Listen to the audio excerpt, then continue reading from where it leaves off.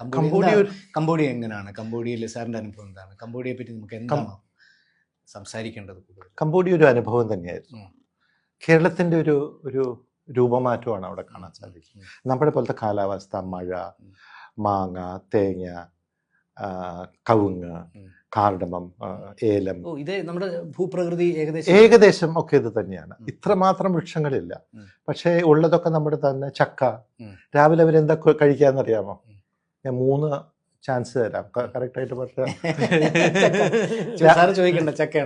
ചക്കയല്ല, തെറ്റി. 2 കൂടി തരാം.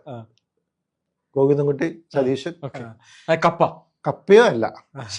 3ാമത് പെട്ടെന്ന് പറഞ്ഞാൽ ഞാൻ 100 രൂപ എടുത്ത് തരാം. 1 2 3 5 പറയുന്നത് ചോറ്.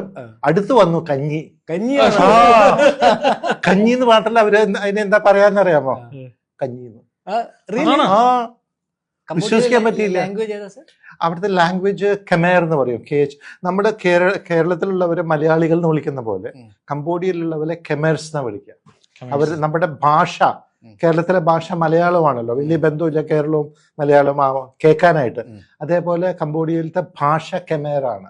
ആൾക്കാരെ കെമേർ, മലയാളികളും മലയാളം എന്ന് പറയുന്ന പോലെ കെമേർ എന്നുള്ള ഭാഷയും കെമേർ എന്നുള്ള ജനങ്ങളുടെ കെമേർ എന്ന ഒറ്റ ഭാഷയുള്ളൂ ആ രാജ്യത്ത്. അതെ, ഒറ്റ ഭാഷ. പോപ്പുലേഷൻ 14 ദശലക്ഷമായിരുന്നു എന്ന് പറഞ്ഞ 1,40,00,000. അത് കമേർ പോൾപോട്ട് വന്നു പോയതിനു ശേഷം അത് 8 ലക്ഷമായിട്ട് കുറഞ്ഞു.